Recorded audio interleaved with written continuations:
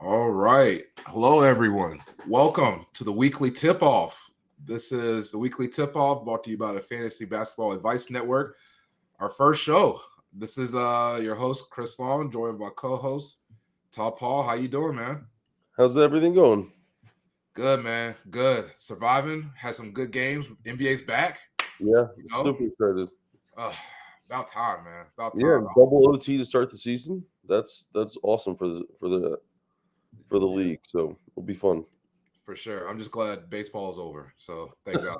This is this time of year. There's basketball, football, baseball World Series, and then yeah, it's good. Yeah, it is really good. Hockey starting too, but who cares about hockey? But anyway, yeah. So look, had a couple games last night. I thought we would recap those, and then I think at the end of this, we'll go over the games that's going on tonight. Everyone's playing tonight. This right now as we're recording is Wednesday, October 22nd, and every team's playing. So we'll go over kind of all those games and essentially who are the players that we think are going to break out this year. So from a fantasy perspective. So, you have your fantasy basketball teams, your drafts already happened, but look, these are the guys we think you should be playing. But let's go into last night. So we had two games. First games, we had the Rockets and OKC. At OKC, double overtime. I don't know if you saw KD got almost had a Chris Webber moment. Should have been called, but He didn't happen. choked. The big choke moment. SGA kind of roped him in into the foul. Amin Thompson, he was got injured late in the game as well. But it was a pretty sick start to the NBA season. We had KD 23 points, Sengun, Jesus Christ, man, he 39, like Yeah. 39, 11, and 7. Yep. Yeah, he looked unstoppable. Reece Shepard even got in there. Amin still had 18, so really good. And then SGA, he only had 11 points going into the fourth quarter, but then ended up with 35. And Chet played a great game, 11 out of 17. Case and Wallace had a decent game as well. So look, it was a really good game, double overtime, but Rockets didn't come out on top. Probably choked the game away. I would say. You got any thoughts on the game last night from what you saw? Yeah, I mean, I thought KD he let it slip. I mean, he had two free throws end of the fourth quarter, made one of two when they were up one, so he could have forced the Thunder to hit a three to tie, and then obviously he with him missing one, SGA was able to hit like his normal mid range jumper, tie the game to force OT. But yeah, I thought he choked in like end of the fourth, end of overtime, and then obviously in the second overtime with the foul. So not his greatest game, but that being said, for the Rockets' first game with him, to take the champs to double OT is not a bad sign. No, I agree with that, man. And well, let me ask you this. So this was like their lineup that they rolled out. They Yep. didn't really have a traditional point guard, right? They had really Amin playing the one, KD playing the two, I think Jabari playing the three, Sengun four, and then Steven Adams five. Yeah. Big defensive lineup. And look, for the most part, it worked. At the first half. But I guess going down the line, like going into the season, I mean, even from a fantasy perspective, like if you look at it, Sengun was the assist leader. Amin had 5 assists, but like not really. People weren't really getting set up, from an assist perspective. Like, what do you think? Kind of going down the line, like, do you think the Rockets should stick with this lineup? Do you think that Reece Shepard has to come in for this team to get really activated? Like, what do you think about that? Yeah, I mean, it just seems like it's a ton of one on one. Like no one's really creating easy shots for anyone else. I mean, Amon had 10 after the first quarter, and all his shots are pretty much just drive, create contact, going downhill, and then he just hits that like little floater or layup. Mm-hmm. So I don't personally love the lineup. Yeah. I don't think Amon's he's just not a point guard. I think Sengun. I mean, look, he took 8 threes. He made 5 of them. Like, I just think with Adams there, it just clogs the lane. Yeah. And I think all of them are better just in space. So I think if you can get, I mean, they're only real point guard. I mean, I don't even think Reed's really a point guard. He's more just a shooting guard.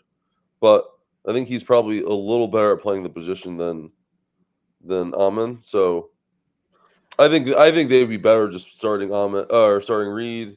Amon goes to the 2, KD 3, Jabari 4, and then Sengun 5. But I mean, I'm sure they have their reasons. Maybe because they were playing Hartenstein and they didn't want Sengun to have to defend him the whole game in the post. But Yeah. I remember the statistics last year about and Sengun and Adams, Steven Adams played at the same time. Like it was something like they're plus 140 or something like that. Like yeah, it was kind of crazy. Kind of like putting them two on the court. Like the defensive metrics were insane. yeah. I just don't know how long that's gonna last for a season. Like that's a whole other thing. And so Yeah, I mean, I'm sure it was just a matchup thing, maybe because like Chet's obviously a skinnier 4, so they probably thought they could out rebound and like they got 9 offensive rebounds between Adams and Sengun, mhm. so they probably were just thinking they can get a few more extra possessions and maybe that makes the difference. But No, I agree with that. And look, you got to give it to OKC. I mean, they didn't have the Robin J. Will, like he didn't even yep, play. I think he's hurt for some time. And they still pulled it out. SGA was hitting some tough shots over Amin, just like at the end. And he was cooking. And yeah, so I don't understand how you don't double and it gets on like your nerves. So it doesn't make any sense.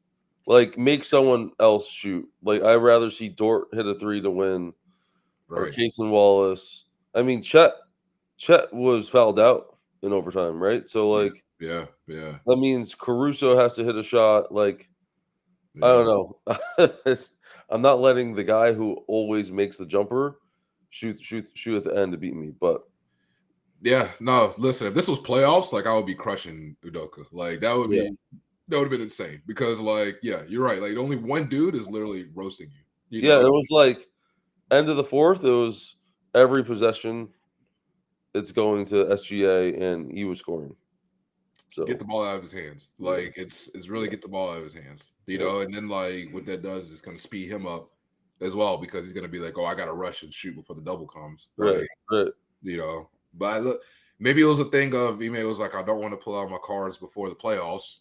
But at the same time, it's like, bro, like Yeah, this one dude is beating you. But look on the OKC side, you got to be happy. Like they look like they're not missing a beat, and Chet looks like he's still growing into that guy with 28. Like, yeah. uh, I think he had like 15, or he had a lot in the first quarter too. yeah, yeah. So and look, Caruso is everywhere too. Stats will never tell it, but like Caruso is everywhere. Yeah, I think and this is always OKC's issue, is just like they're gonna run into issues if SGA is not hitting, right? And it's like that first half, like he wasn't, and they were getting beat.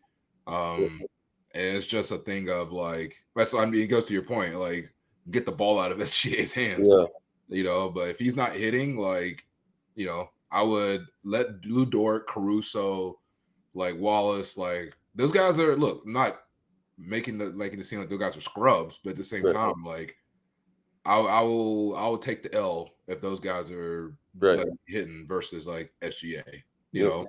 But give it up to them, man. Yeah, no, it's a good game. I mean, and a lot of times, like if SGA isn't hitting like he was in the first half, they were only down 7 going into halftime. Like they win a lot with their defense too. Right, right. I mean, they got 12 steals yesterday, so most of those they get a steal, they're quick in the fast break, and they're getting like easy shots. So a lot of times their defense kind of pulls them out of holes anyway. Yeah, that's true. That's true. All right. Well, no, it was a sick first game. Like, welcome to the NBA moment. It was Man, I saw the intro for NBC. Like I don't know if you saw it. They had the NBC old school intro with the bull. Yeah, it's awesome. Oh, it's incredible. Yeah. Like, man, it just gives you chills. And all those, like, they were interviewing the players and they're all like too young to even realize, like, or to even recognize the Yeah. music, which is crazy because we're officially unks now. Yeah, But right. Oh yeah, like old. yeah, but yeah, it was sick, and seeing Jordan up there was wild too. But Yeah. yeah, sick game. All right, let's go to the Lakers game. So your boy Luca, Yeah.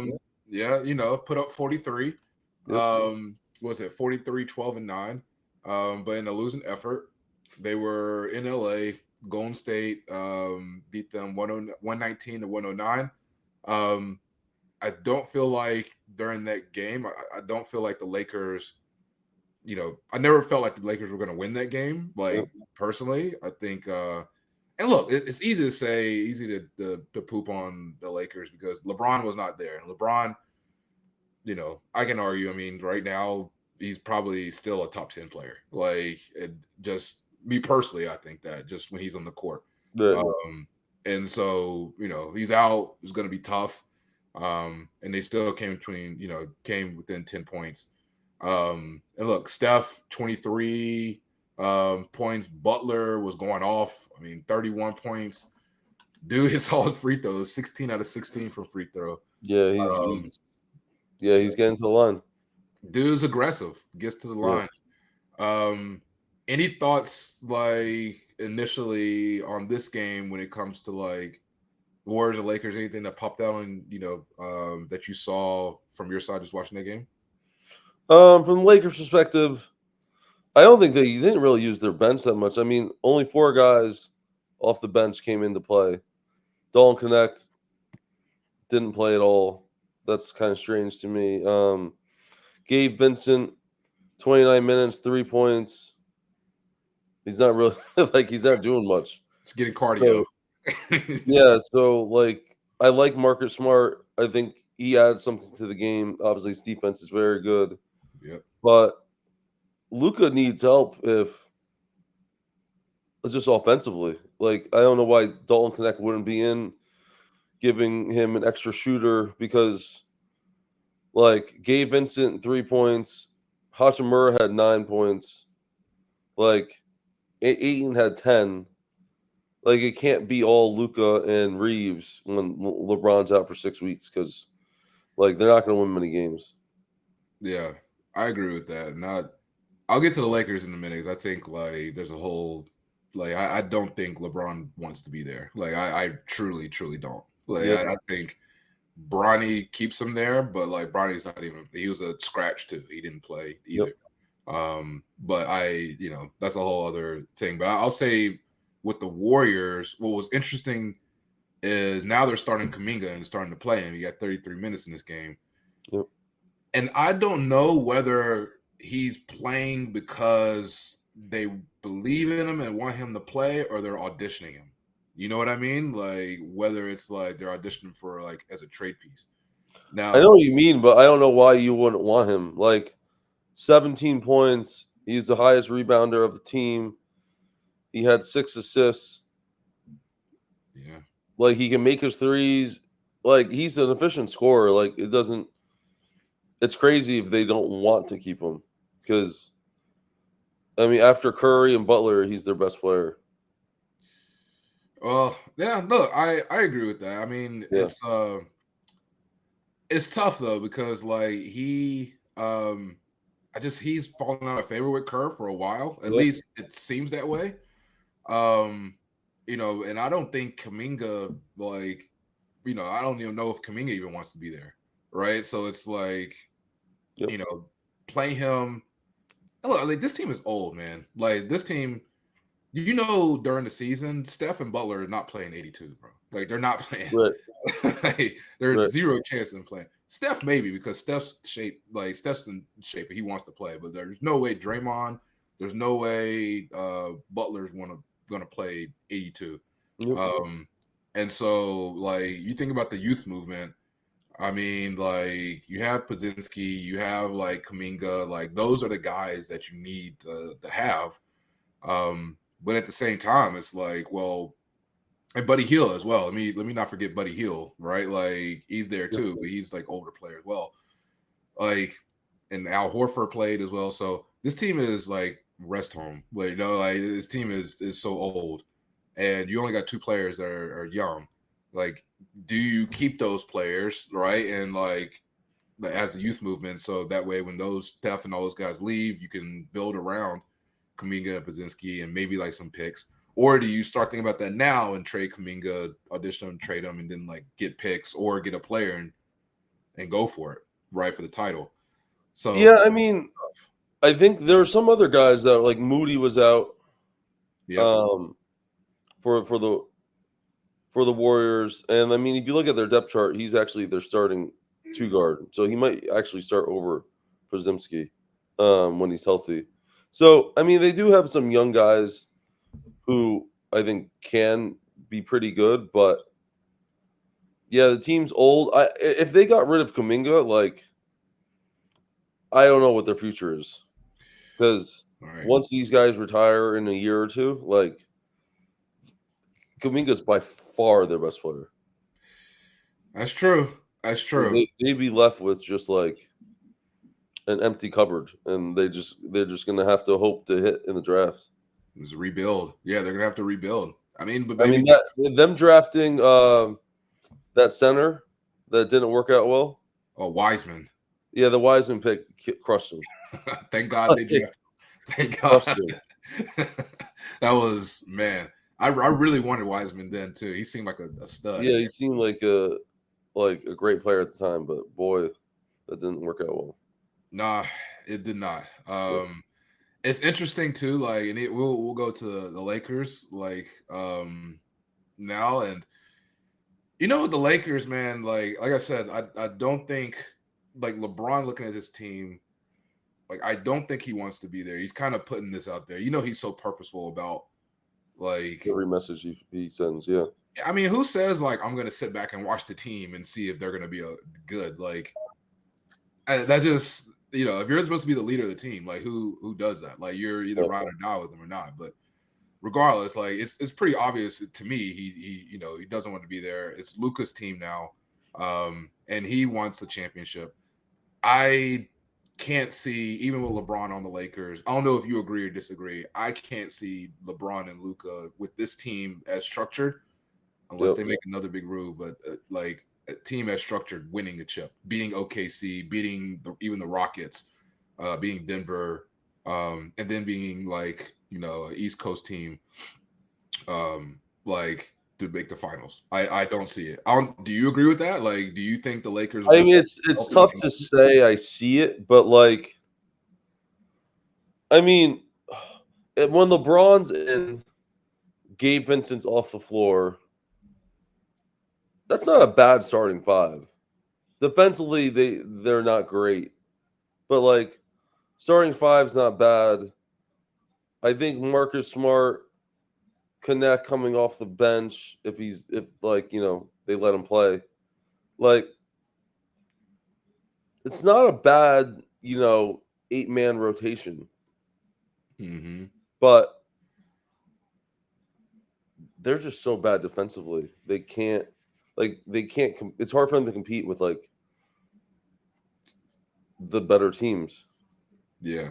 Right? Yeah. They can't compete with the T-Wolves. They're too young and fast. Same thing with the Thunder. So I don't know. I hear what you're saying, but Luka and LeBron together it's tough. Yeah, and I think I mean I understand like they got a good rotation, but like I said, I don't. You could put them with like fast teams, man. Like they're gonna. I think they actually probably would do better with the Rockets than most people would think because Rockets are gonna slow down, do 1-on-1, and that kind of plays into like LeBron and Luka's hands. Yep. But like you said, teams like they're not going to slow down Anthony Edwards. Maybe like Marcus Smart can try to, but like Right. they're not doing that. And then like again with OKC, like it's going to be tough sledding for them. so they just have to hope for injury there. Yep. But what's interesting is like, so I listen here. I'm gonna go crazy here because I think this is my thought here, Okay. right? Of like, I think LeBron really wants to go to Dallas. Like I really think that. I think he's just kind of playing out there. I think he doesn't want to be in the Lakers anymore. I think he wants to go to Dallas. And Yep. like, Lakers have an aging superstar, and it's going to be tough for them because they're never going to get in the draft with Luka, right? Yep. And it's going to be tough for them to, get another superstar and keep building around it. If you're the Mavs, right? Like this is you have 2 years, like 2-3 years already, right? AD, Kyrie, Clay, Yep. like they're not going to be in this league for like 5+ years. You have like Okay. maybe like 2-3 years. If you were the Mavs and Lakers, right? Like let's say the Lakers came to you. Let's say you're Nico, right? The genius Nico. Oh God. And the Lakers came to you and was like, "Look, we'll give you LeBron and 2 first-round picks for Coop." So on the Mavs side, right, you get LeBron and you Yep. get 2 first-round picks. So you're able to like now you have LeBron, you have a starting lineup of Kyrie, Clay, LeBron, AD, and Gafford, and you have 2 first-round picks, right? May Yep. not amount to nothing, but you have 2 first-round picks. So you're able to like next few years you can go for it. And then if you're the Lakers, you can build around Luka and Flag, right? Yep. And again, no guarantee Flag is going to be incredible, right? Like we're rookie, right? Right. But at the same time, you have a youth movement, and then you have Luka. Would it be a consideration for you? Right? I think it's beneficial on both sides, but would it be a consideration for you if you're like the Mavs GM? Yeah, I think you have to consider it if that was like an actual thing. I mean, Nico already mortgaged the future by giving up Luka, right? Like he's already like, I don't care about the future. We're in win now mode. You're giving a guy who could play the next decade in your city for AD, who's always injured, and he probably himself has 2 to 3 years, maybe at like prime good years left. So, and Kyrie's coming off ACL injury. He's getting older. Clay's old, and then already. So, yeah, I think they're in a win now situation with their roster. Mm-hmm. So it makes sense for them to do the trade. Um, and then the Lakers, I would do it for sure, right? Yeah. Because first round picks don't really mean much in the NBA if they're not like top fives. And you have Flag and Luka with Reeves, like that's a squad for the next 7 to 10 years. Yeah. Yeah. I agree. I mean, but at the same time, you don't know if Coop's gonna be that guy, right? Like, so you are taking a risk too. It's But a risk, but I mean, it's rare when in the NBA people are talked of that highly as Coop, and they don't hit though. that's true. That's Right? true. He's not like an Anthony Bennett or someone like Ricochet, which you never really heard of before the draft. Like Wemby was talked about highly. He's obviously great. Like Zion he's good. He's great when he plays. He just Yeah. doesn't play that much. But Right. like the ones who play a lot and they're talked of a lot before the draft as like generational talents, they always hit. Yeah. No, I agree with that. I think like even the thing with Coop, one thing I'll never take away from him is defensively, he would help that team tremendously, Yep. right, on the Lakers side. Yep. And I think like if you have Coop on the floor, like it gives, you don't have to have, a whole bunch of you don't have to have Luca do everything, right? And Yep. then you can kind of build, offense around and then kind of have, Coop and maybe a center to kind of be the defensive anchors. Right. Um, it'd be good. But like I said, the Mavs at the same time, I think I always say like championships are never guaranteed, and if you have an opportunity, you got to take the swing. That's why I don't. We and you have different opinions when it comes to that trade with the Luka trade with Nico. But I think if you have a chance to win the championship, like you got to take the swing. And I personally don't think they would have won a championship with Luka, there, even though they made the finals, but I don't think they would have won that. Okay. I mean, he got cooked in the finals, but that's a whole other conversation. Yep. But but I do think if you have LeBron with AD and Kyrie, and Clay, like that, I mean, that's the dream team or whatever. And we all know these dream teams, a lot of them fail, a lot of them, some of them do good. But man, I don't know how in the world, outside of just like health, that they would like not win. So I don't know. It's a interesting question. Yeah, I mean, I think for that team, it all comes down to health. I agree with that. I mean, Kyrie, you don't know when he's coming back this year. LeBron's already hurt before the season started. Yeah. And AD will get hurt at some point. He's getting hurt. It's only a matter of time. So I don't know. Like I hear you. If you have a chance, you should take it. But I don't know if that's a realistic chance. Yeah, that's fair. The three guys who are like constantly hurt, but that's fair. But I like the trade though. I mean, super interesting.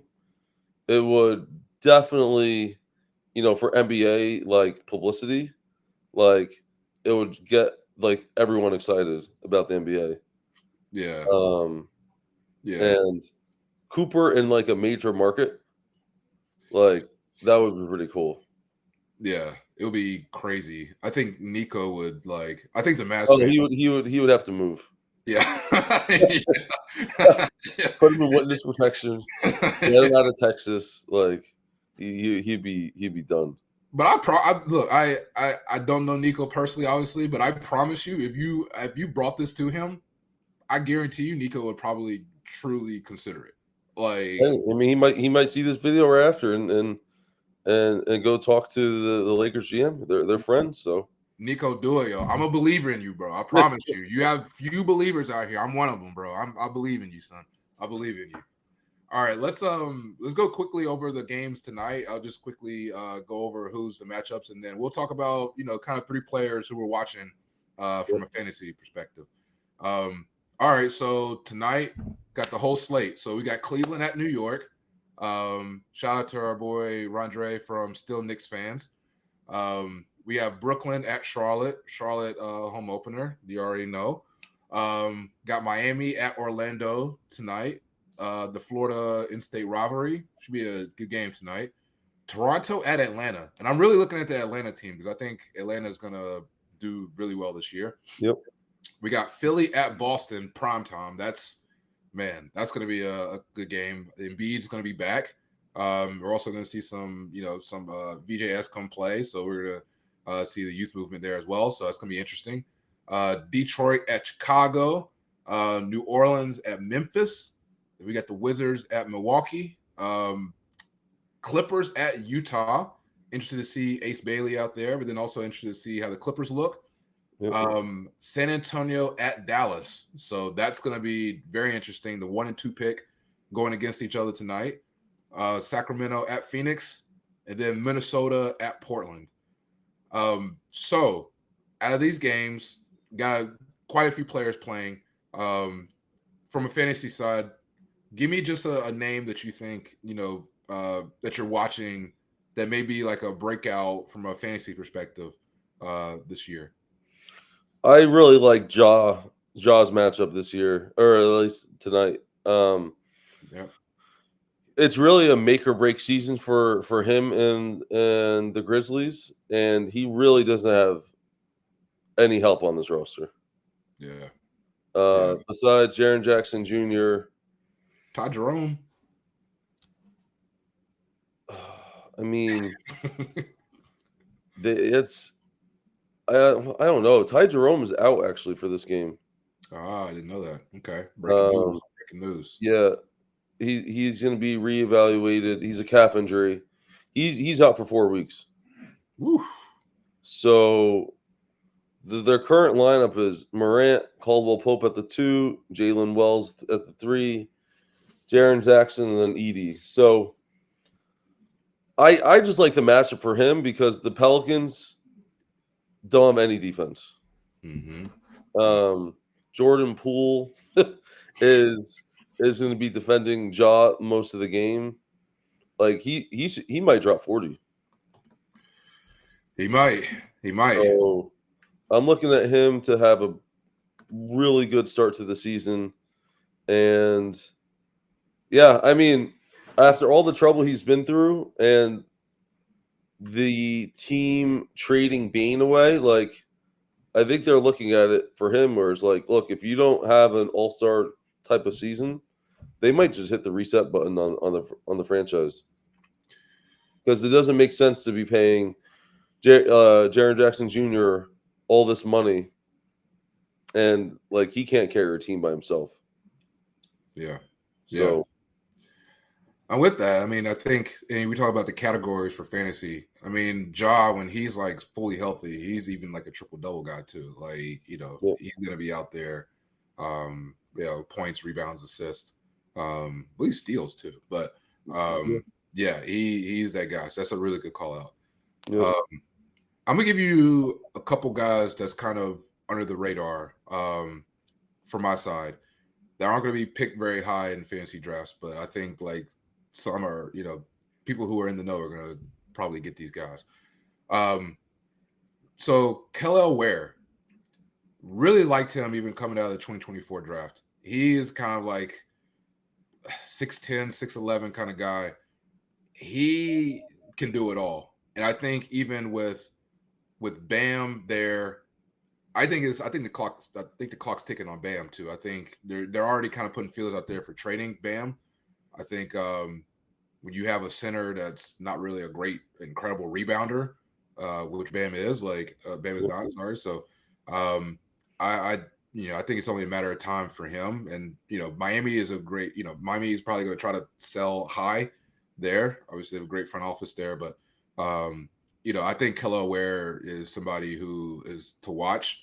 I mean, last year he only played 22 minutes, but he averaged 9.7 rebounds, 1 block. Yep. And so I think if you actually give him real minutes, particularly if Bam is not there, he could really blossom. So really looking forward to him. And then another one, also out of that same draft. Your boy from the Bulls, Buzelis. He's going to be a guy that can hit a lot of categories, right? Blocks, rebounds, points, assists. One of those sneaky kind of guys. I think he's kind of one of those guys that I think a lot of people in the fantasy basketball world are like everybody's going to be picking him. Because now in the preseason he showed out, played great. And you can kind of see him trending even last year. Now going into this year, probably he's gonna, be high, right? As far as a high pick. But I definitely see him really blossoming this year into, a core player for that Bulls team. We'll see what the Bulls do this year. I mean, I think their over-under for wins right now is 33.5. Yep. Kobe White plays well, Buzelis plays well. I mean, Vooch, for some reason they haven't traded him yet, so don't know why. But so they could make some noise this year, and Buzelis could be a big part of that. So those are guys definitely I think to watch out for. But yeah, so I think let's wrap this up. So look, I'm really looking forward to the games tonight. Give me a prediction that you see, or maybe from the games tonight. Give me a prediction that you think may happen tonight. That's kind of crazy from even like a win-loss, or maybe you said Ja may drop 40. Yep, which is a pretty good one. You got anything crazy you think is going to happen tonight? Crazy. I mean, I think Cade might go off. He's playing the Bulls. the Bulls defense isn't very good. And on Detroit, they lost their best shooter, the 3-point shooter. So that just means more shots for Cade on offense. They tried to replace him with Duncan Robinson, but he's older too. So who knows if that will actually work? But I think Cade can go off.